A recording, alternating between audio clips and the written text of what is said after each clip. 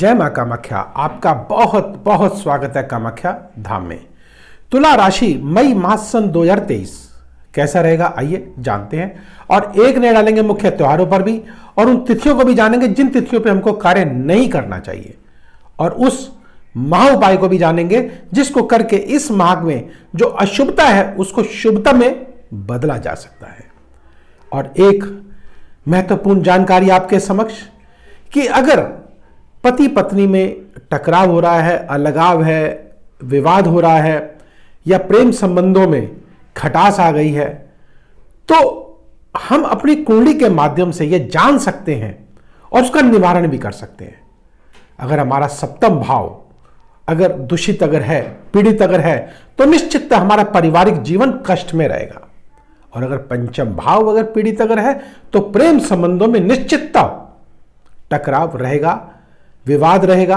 और अगर राहु, शनि और सूर्य जैसे महत्वपूर्ण ग्रहों ने अगर दृष्टि बना दी पंचमेश पर तो प्रेम कभी भी सफल नहीं होता और अगर सप्तम पर बना दी तो पारिवारिक जीवन भी कभी सफल नहीं होता और तलाक अवश्य होता है।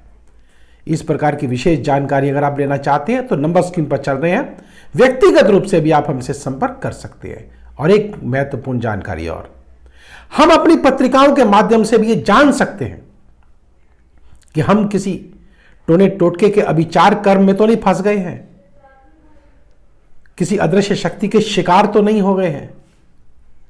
तो निश्चित आप अपनी पत्रिका के माध्यम से यह जान सकते हैं। और मां कामाख्या की कृपा से आइए अब आगे बढ़ते हैं, जानते हैं कि इस माह के मुख्य त्योहार कौन से हैं। 1 तारीख को मोहिनी एकादशी है, 5 तारीख को बैसाख माह की पूर्णिमा है और बुद्ध जयंती है, 19 तारीख को अमावस्या है, 25 तारीख को गुरु पुष्य नक्षत्र है और 28 तारीख को दुर्गा अष्टमी है, 30 तारीख को गंगा दशहरा है, 31 तारीख को निर्जला एकादशी है। और अब ग्रहों की अगर बात करते हैं तो 2 तारीख को शुक्रदेव मिथुन राशि में अर्थात भाग्य स्थान पर आ जाएंगे और 10 तारीख को मंगलदेव कर्क राशि में अर्थात दशम भाव पर प्रवेश कर जाएंगे और 15 तारीख को सूर्यदेव वह अष्टम भाव पर प्रवेश करेंगे। और अष्टम भाव का मतलब है कि पीड़ादायक, मान सम्मान, प्रतिष्ठा हानि होना, राजकीय कार्य बनते बनते बिगड़ जाना या अगर किसी सरकारी नौकरी में प्रतियोगिता में भाग ले रहे हैं तो आपको रिजल्ट अच्छे ना आना, ऐसी स्थिति बन जाती है। लेकिन यह कब है? 15 तारीख के बाद और 15 से पूर्व निश्चित है शुभ फलों में अवश्य बढ़ोतरी होगी। लेकिन जहां तक हम पारिवारिक जीवन की बात करते हैं, क्योंकि राहु और सूर्य देव जैसा कि मैंने अभी वीडियो के प्रारंभ में ही आपको बताया सप्तम भाव पर विराजित है। सप्तम भाव जो कि पारिवारिक जीवन का भाव है, टकराव, अलगाव या जिनका कोर्ट कचहरियों में केस चल रहा है तो तलाक अवश्य होने जा रहा है। बुध देव साथ में बैठे हुए तो बुद्धि का हवास करेंगे, बृहस्पति देव बैठे हैं तो सुखों में न्यूनता अवश्य आएगी, अर्थात सुख खत्म होते हुए दिखाई दे रहे हैं। और ऐसा ना हो इसके लिए क्या करें?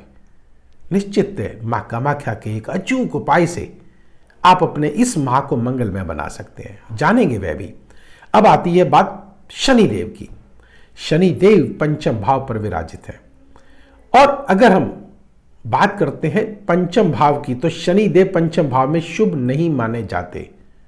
लेकिन अगर यहां से अगर दृष्टि अगर डालेंगे, तृतीय दृष्टि भी वह सप्तम भाव पर डाल रहे हैं तो 3 महत्वपूर्ण ग्रह मैंने अभी जैसे बताया था, राहु, सूर्य और शनि पारिवारिक जीवन पे ग्रहण लगा रहे हैं। तो इस माह विशेषतः ध्यान रखिएगा, सावधान अवश्य रहें, अपनी वाणी पर कंट्रोल करें क्योंकि केतु देव भी लग्न में विराजित हैं, हमारी बुद्धि को भ्रमित कर रहे हैं।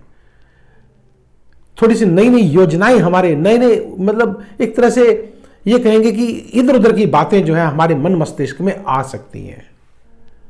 तो ऐसा ना हो इसके लिए क्या करें, जानेंगे एक छोटे से उपाय को। आइए पहले मंगल देव की बात करते हैं जो कि द्वितेश है और अष्टमेश है और भाग्य स्थान पर विराजित है। तो मंगल कार्यों में भी वृद्धि होगी निश्चित जब मंगल देव भाग्य स्थान पर बैठे हैं। लेकिन जैसे मैंने कहा कि 4 मुख्य ग्रह बृहस्पति, राहु, बुध, सूर्य सप्तम भाव पर, सप्तम भाव पार्टनर का भाव होता है। अगर आप व्यवसायिक कोई पार्टनरशिप में कर रहे हैं तो उसका भी भाव होता है। तो निश्चित पार्टनरशिप में भी आपको दिक्कतें आ सकती हैं, और ऐसा ना हो इसके लिए क्या करें? एक छोटा सा महा उपाय है जिसको करके निश्चित इस माह को आप मंगलमय बना सकते हैं। आइए पहले उन तारीखों को नोट कर लेते हैं जिन तारीखों को हमको कार्य नहीं करना चाहिए। वह क्या है? 10 तारीख, 11 तारीख, 14, 15, 16, 19, 20 और 29 और 30 भूल कर भी इन तिथियों को कार्य ना करें। और अगर करना भी पड़े तो एक छोटा सा उपाय है जिसको करके इस माह को हम मंगलमय बना सकते हैं। वह क्या है? आपने छोटी छोटी मीठी मीठी गोलियां होती हैं, उसको आप शुक्रवार के दिन किसी भी मंदिर, मस्जिद, गुरुद्वारे, जहां भी आपकी इच्छा करे, बाहर जो छोटी छोटी कन्याओं में बांट दीजिएगा। और मां दुर्गा को आप प्रार्थना करिए कि हे मां दुर्गा, हे मां काली, हे मां कामाख्या, हमारे पापों को क्षमा करें, जो भूल चूक से हमसे गलती हो गई है उसे क्षमा करें। और बड़े बुजुर्गों का आशीर्वाद लें। उनका अगर आशीर्वाद आपको मिल जाता है, दिल से वो आशीर्वाद दे देते हैं, तो निश्चित इस माह को मंगलमय आप बना सकते हैं। और ये दुविधाएं आपको बताई हैं, निश्चित वह शांत अवश्य हो जाएंगी। अब जाने से पूर्व एक छोटा सा निवेदन, लाइक करें, सब्सक्राइब करें और बेल बटन को अवश्य दबाएं, जिससे अगला वीडियो आपके पास सबसे पहले पहुंचे और आप लाभान्वित हो सके। तो अब मुझे दीजिए आज्ञा। जय मां कामाख्या।